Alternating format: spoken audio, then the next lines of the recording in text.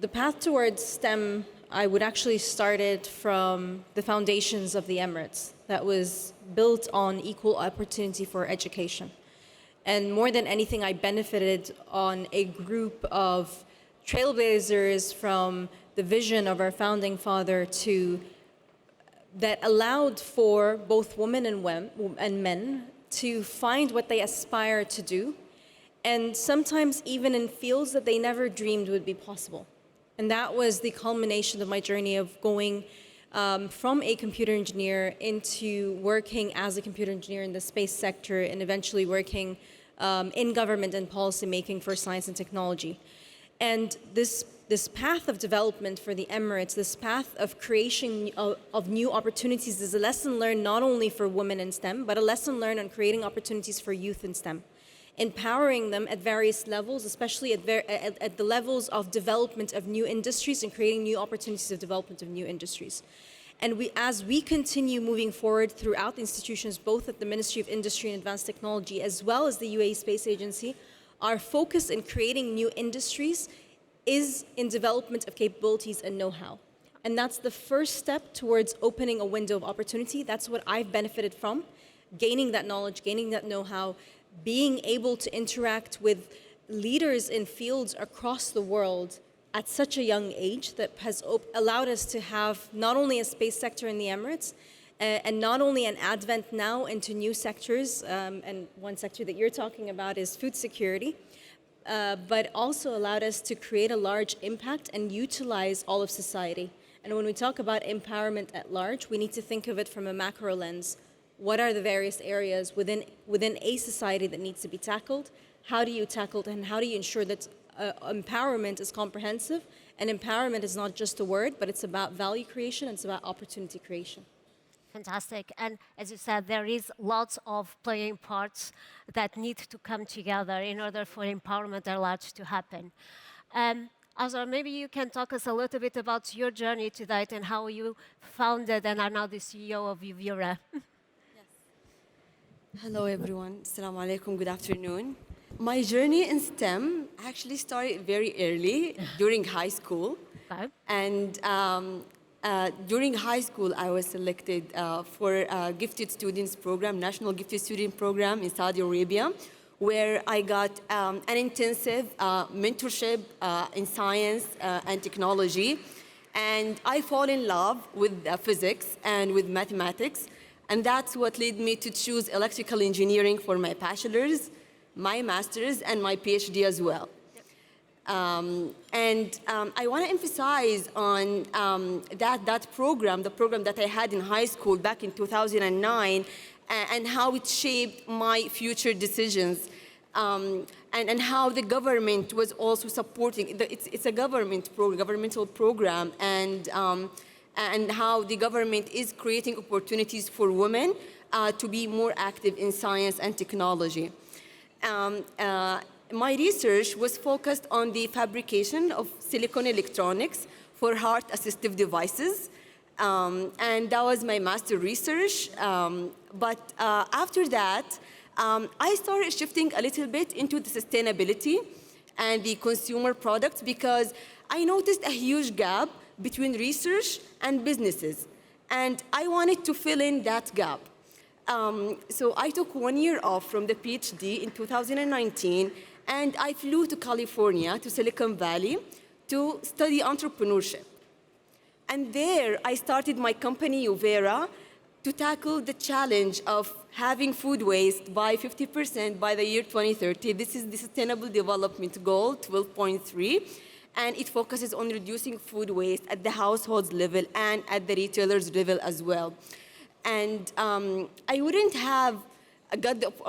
get this opportunity if, again, it wasn't supported by the community, because the entrepreneurial program that I attended in California was fully sponsored by MISC Foundation. And that's what enabled me to go to explore, to learn, and then coming back from California in 2020 and shifting my PhD to solely focus on the Internet of Food.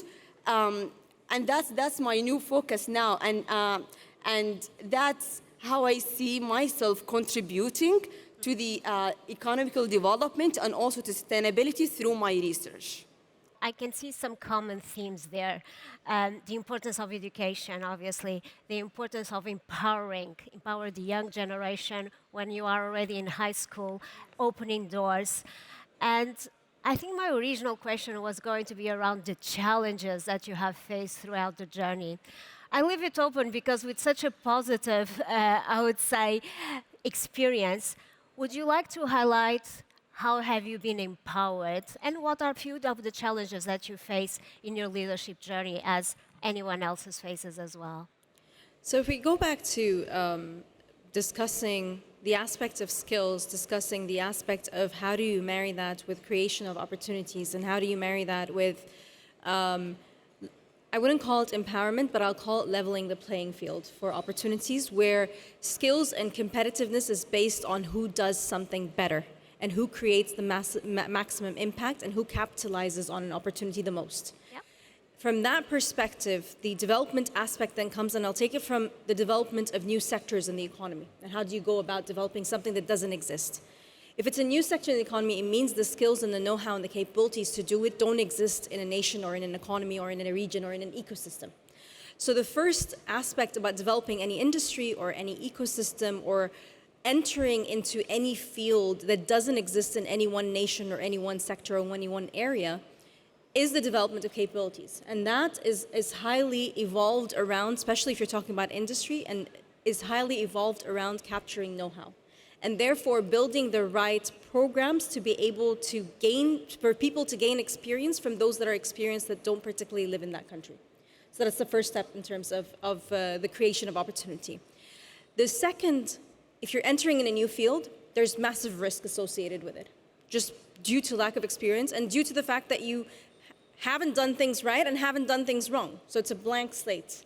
And therefore providing a field by which you alleviate, so the necessary policies by which the risk is not carried by somebody who's in the experience development journey, but the risk is carried by institutions, associations, governments, as you're moving along. So that's the second aspect with regards to how to enable skill development in a particular society or in a sector. The third is creating then opportunities. So you've got the skilled workforce at that point. You're able to have the necessary mechanisms to alleviate risks. You need to identify what direction creates the necessary opportunities. So where do you play in that playing field? And how could you be competitive in it?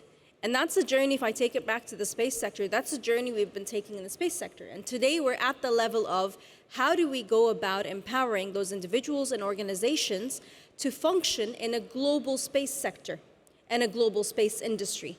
What areas within the space sector provide a competitive edge for them to enter into?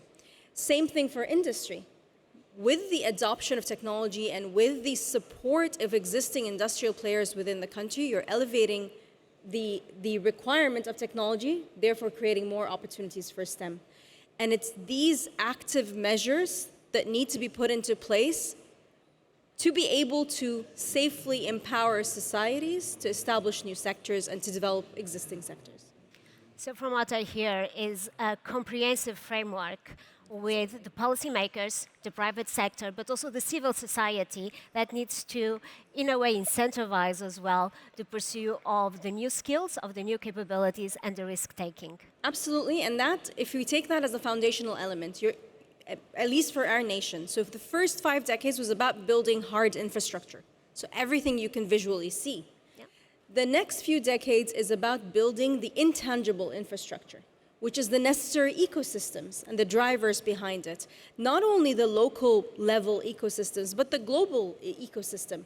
As the economy of this nation will continue to grow, as the competitiveness grows, as it becomes more and more attractive to skilled workforce to come and create and co-create here with the dynamics that we're moving towards in the areas and sectors that we are focusing on, it becomes then foundational, what is our role from the global perspective? Across sectors, but also as individuals and as a nation that has a positive impact on the growth not only of the region but of the world. And shifting exactly to the individual, Azra, maybe you can tell us a little bit more about how you felt empowered, or what a few of the challenges that you also felt in your journey to be an entrepreneur and the CEO of Uvira. For me personally, Yeah. I feel so privileged to be born in an era of women empowerment, or to be specific, that I'm living my 20s in this era of women empowerment in Saudi Arabia. Yes, and I remember the change. I remember that there was a huge change in the employment of women in Saudi Arabia exactly in 2013. And that was led by King Abdullah. And now it's continued by King Salman and the Crown Prince Mohammed bin Salman. And so for me personally, I was empowered. As I mentioned earlier, I got a full scholarship to go to California to study entrepreneurship. And my master's and PhD are also scholarships from the Ministry of Education. My bachelor is also a scholarship. So there is huge support for women education. And I think the education is the essence of the development of a community. Because when you think about it, the essence of a household is the mother. And if the mothers are educated or are well educated, then that will influence the entire community. So talking about the obstacles, I feel empowered. I don't feel that I faced a lot of obstacles, but I noticed that in other communities or in other countries, there are still obstacles that would prevent women from doing their best. And I guess it is a journey, right?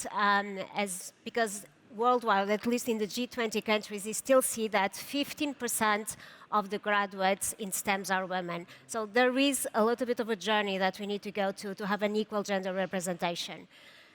What would be your call for action to have more women in the scientific fields?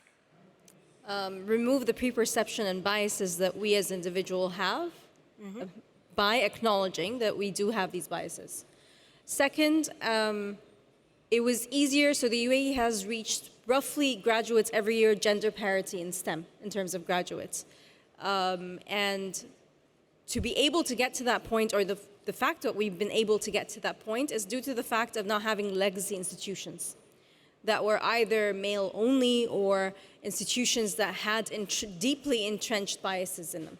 So from a global perspective, and this is not a perspective that would be implementable in the Emirates just by the nature of the diversity in terms of the workforce that exists here, but from a global perspective, removing these biases within institutions and creating the necessary frameworks to create opportunities and leveraging on not having these biases pass through, which is very similar to what the Emirates did, in the creation of new industries and new sectors.